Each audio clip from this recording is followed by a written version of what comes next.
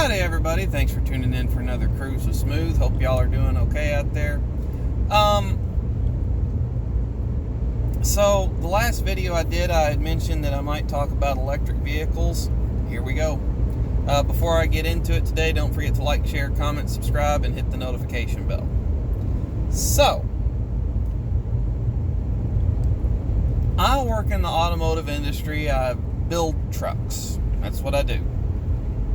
And I don't claim to be an expert on it, but I know the challenges and the design limitations of electric as we have it now, and what the hurdles to overcome to mainstream electric vehicles are going to be. A is your charging time and range. Granted, Tesla is combating this. Their dual mode, their long range Model 3 does have rather impressive range, not gonna lie. But the charge time, unless you upgrade your in-home charging, is a factor. I would have to spend a bunch of money to upgrade my in-home charge. I could daily a Model 3 to and from work, and I've got a rather long commute. I drive 120, 130 miles round trip for work every day. But I would have to upgrade my charging at home. The other is the battery pack. Okay, give you a case in point. You can, a number of years back, Ford did a torture test on one of their engines. They filmed everything and showed the world the results.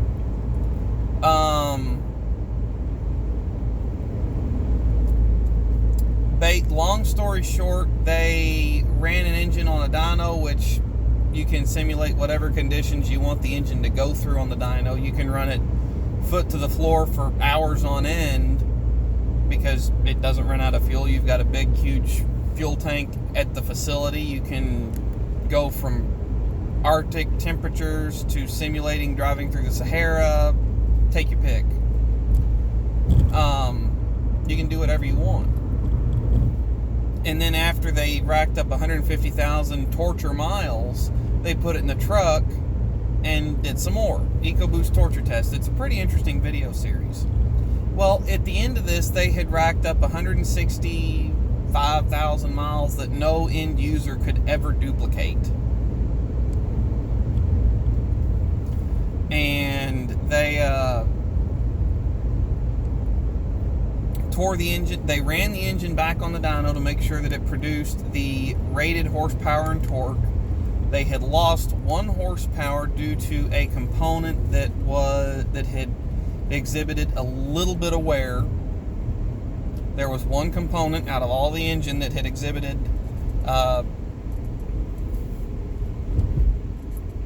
wear patterns, accelerated wear, something like that, or abnormal wear. Everything else was looking good or even within new build specifications. Now, I get that having a 260,000 mile truck, stuff's going to break and you're going to have to fix it. You're going to have to do a lot of maintenance on an internal combustion engine. You got to change your spark plugs, your air filter, fuel filter, oil, all that stuff. But original engine works. My old truck that I drive around's got 260K on it. I jump in it, fire it up, drag a trailer around, beat the crap out of it, and it's fine. Change the oil in it. There's a company out in California that rents Teslas for commuters into the big city, called Tesloop. All their vehicles drive by the supercharging stations. They're charged on supercharger. They average they've got some of the highest mile Teslas in the world.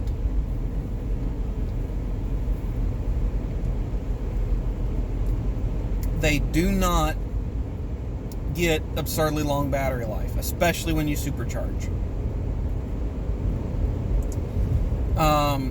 Supercharging causes hot spots in the battery. Thermal breakdown in the batteries, and you lose range, or you'll have cells start to fail. So on these Teslas, they're averaging between 90 to 120,000 miles of battery pack, which sure, that's decent mileage, but at that point you're out of warranty. I think the warranty on battery packs is 80,000 miles, 80 to 100, so they might, I think it's 80. But anyway, they're having to replace these battery packs out of warranty, and on a standard hybrid car, which has a much smaller battery pack, let's take your Ford, Toyotas, Hondas that are hybrid, you're looking anywhere from $2,000 to $4,000 for the battery pack. I don't know what the Teslas run, but I know that they're going to be relatively expensive and a big costly repair. The next bottleneck for mainstream EVs is going to be the charging infrastructure. There's no way to quickly take a vast amount of road trips. Sure, the supercharging network grows all the time, but you are limited in where you can go. If I can decide tomorrow I'm going to jump in any one of my vehicles, ranging from the most economical that gets 40 down to the worst that gets like 17 on the highway, point to a location on a map, throw a suitcase in the car, and leave. That's all I got to do. And I know that I won't really have to worry about getting fuel. Sure, there's places out west, from the been there, done that if you see a gas station, you just fill up. Plain and simple. So, sure, there are locations like that, but you don't have to worry and like, oh, well, they don't have a fuel stop here or there. You know, you just fill up when you need to fill up, or fill up when you see it. There was a couple guys, I watched a video on this, they did a vlog. They took a LA to New York road trip in a Tesla. And there was a couple times even driving highly efficiently that this that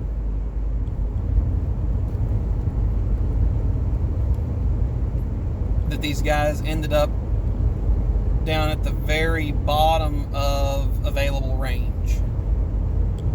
And there was a couple times they got down to like 2-3 miles till empty, and then they had to sit for over an hour to get charged. The other thing that is interesting about EVs is you've got the energy density. The standard, or the big battery Tesla, the 100 kilowatt hour battery, a 100 kilowatt hour battery contains as much energy as 2.2 gallons of gas. It's a lot more weight, but that does go to show that getting 315, 330 miles of range out of effectively 2.2 gallons of gas, when you compare the energy, when you do the energy conversion, they're highly efficient. Okay, but the downside, another vlog that I watch sometimes, they reviewed a Tesla Model X, currently the only EV on the market that has a towing capacity, and they did some towing with it. They did a efficiency loop with it, and then they did the efficiency loop again with a trailer, and it balances out where it's flat ground. There's like I think you lose a couple. They drove it 40 or 50 miles one way, turned around, went back. There is a slight elevation change, but it balances out if you run the loop round trip.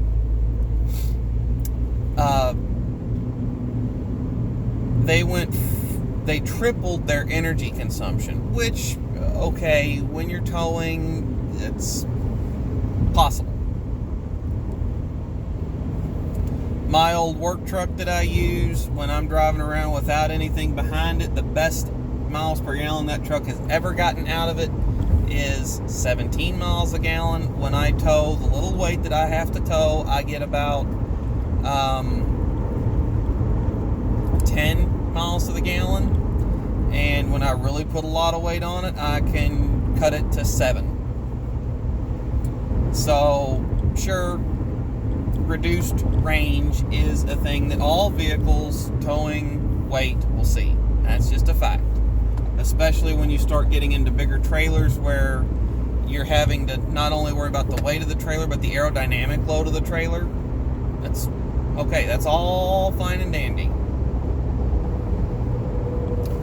The issue is the way this truck or this SUV was burning through energy, they were really having to watch their charge point availability, because there were times that they weren't going to make it. And so, to do some of their towing tests, they actually had to have a gasoline or diesel truck pull their test trailer to the test site. They would have to charge up a little bit, and then they could go ahead and run their testing loop. So the fact that you've only got 2.2 gallons of gas aboard, and then you cut the efficiency down by a third, you're getting 1% per mile on your battery life. And when you start pulling hills, that goes down even worse. They did a towing test uphill with this truck, or this SUV, and I think they would have depleted the battery. The test is 8 miles downhill and uphill. They would have depleted the battery in 34 miles, maintaining 60.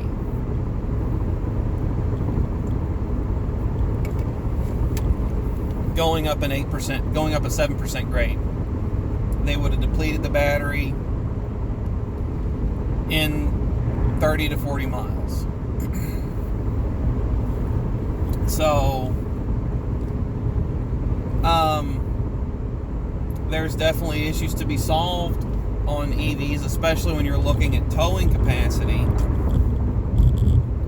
because you're putting more thermal load on the motors, you're putting more thermal load on the battery pack, and the battery pack has to keep itself and the motors cool. So there's trade-offs everywhere on all that.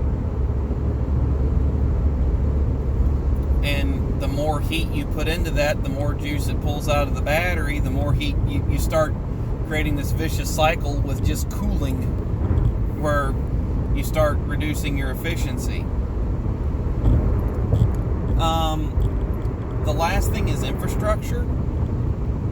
I am by no means up to speed on all things EV. I'm not. I don't claim to be. They're impressive for what they are, but they're not my cup of tea. I can jump in my little car, I can go 400 miles, I can stop for 5 minutes and have 400 miles worth of fuel in the car again, while getting 40 miles to the gallon. So they're just not my thing. I've thought about them. I almost bought a plug-in hybrid, just not my thing.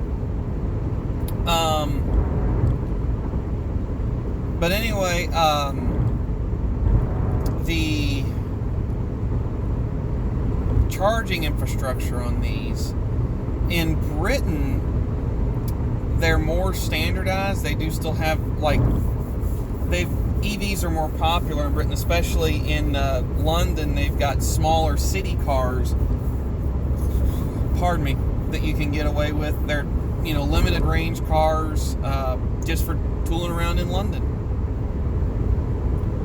And I'm sure other big cities have them too, but there are more universal charging ports available over there. Tesla has their own proprietary port that does its own. They've got their own plug. Porsche just released a electric vehicle. They use a different port, a different plug, a different voltage even from Tesla. So there's a lot of differences going on here. So even if a lot of charging infrastructure cropped up, you'd still have differences between the Ford, the Tesla, the Porsche, the GM. Everyone's going to have their own plug, and so adapters are going to become a big thing, in my opinion, if they can get away with it. But I think that mainstream electric vehicles are still a little ways off.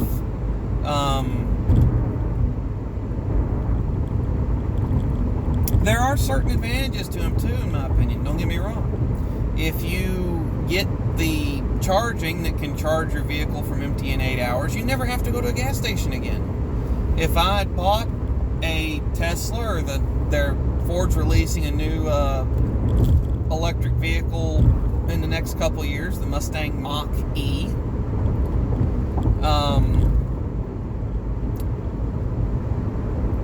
I would never have to go to a gas station again. I could charge up in my driveway overnight, as long as it would charge in 7-8 hours. I could charge at my driveway overnight. That'd be amazing. Because I do a lot of driving, folks. I had to go to the gas station last night. So there are upsides to them. And so your car is topped off, ready to go when you jump in the driver's seat.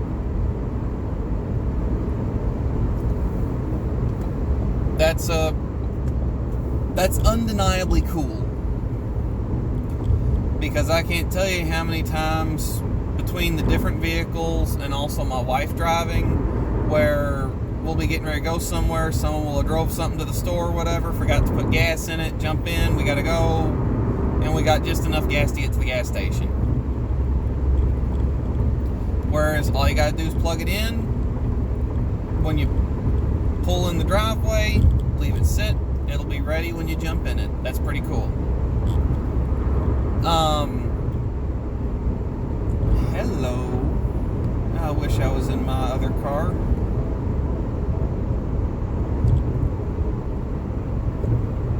Oh, that's cool. I just got passed by a brand new 2020 Corvette. Red with black racing stripes.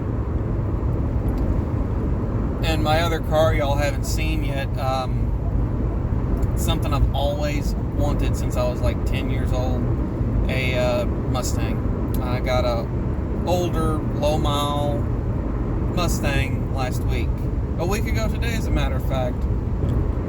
So, it's a stick shift. It's really loud. I haven't recorded anything in there yet. I don't know that I even will, due to the noise in that car. It's rowdy.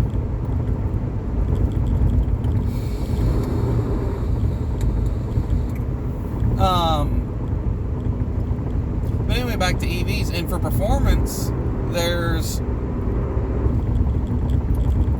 tough to beat. One of the YouTube channels I watch, guy had a Honda S2000 that was supercharged. That made more horsepower than a Nissan Leaf that Nissan had let him borrow for a long-term tester and review car. And he drove both of them. And the Nissan Leaf had less power everywhere. But in a dead drag race, the Nissan, which had 60 more horsepower, weighed more than his Honda S2000, was faster to 50 miles an hour in a drag race. Only at 60 did the Honda start to make good, because EVs make maximum torque dead off the line, and their power curve falls off after you start building speed. This one started falling off about 75 miles an hour, whereas his Honda was just starting to get good at about 30. So there are upshots to him. Not going to deny that. Ford, in addition to making the the electric Mustang and the electric F-150 prototype that I'm sure some of you have seen on different ad videos going around the internet.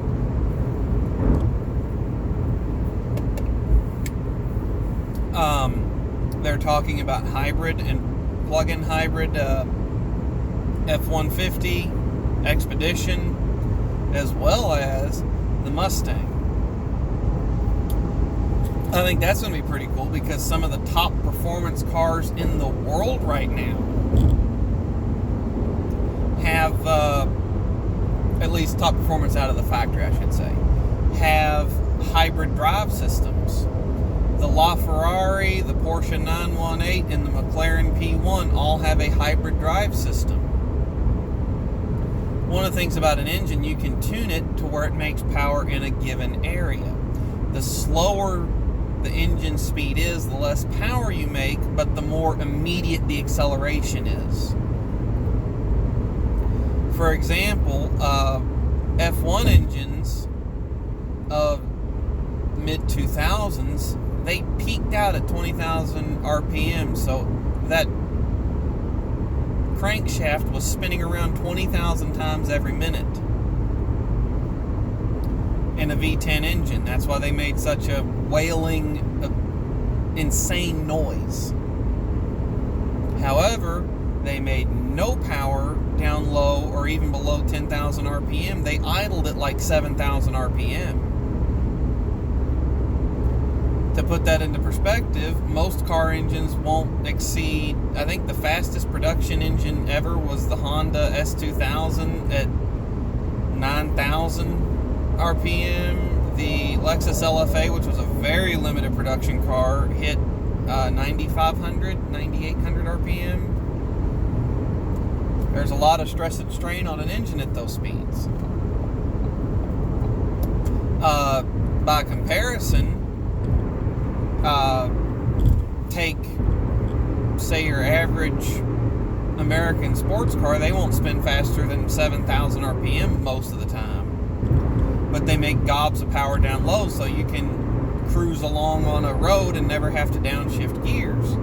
Well, you can tune engines to make power where you want them. One of the advantages to that is the faster you spin an engine, the more power it does make, so long as everything holds together. But you do give up a little bit on the bottom end. Well, with those hybrid systems, hybrid drive plug-in hybrid systems, you can fill in that gap down low where the engine isn't quite up to its power band yet.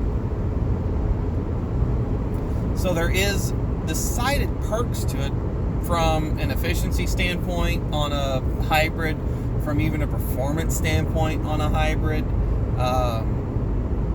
If they make a hybrid Mustang, if done properly, it could be truly, truly amazing if they do it right.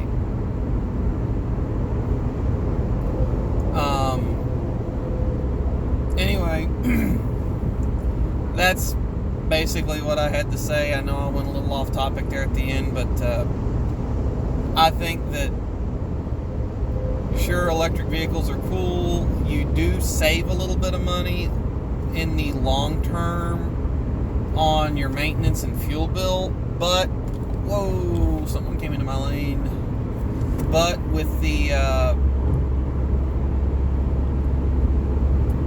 added cost of, figures on the phone, not paying a bit of attention, but with the added costs of batteries likely failing inside the 100,000 mile mark, I don't know that they make a lot of sense. The best case to keep the lithium ion battery packs alive long term is actually slow charging on like 110 or 220, but when you charge that slow, you get so few miles added into the battery pack an hour that you'd be charging constantly at home and not even, like, okay, if you drove 30 miles if you drove 50 miles in a day, not a huge ask of the battery, no big deal. It would take you a number of hours. I think the peak charge at 110 volts is like 2 miles an hour. So to recoup that, you'd be charging for over 2 days. So I don't know that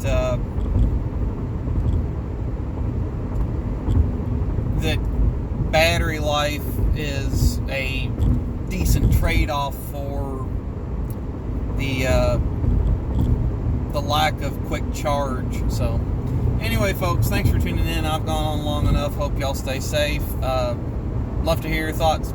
Take care.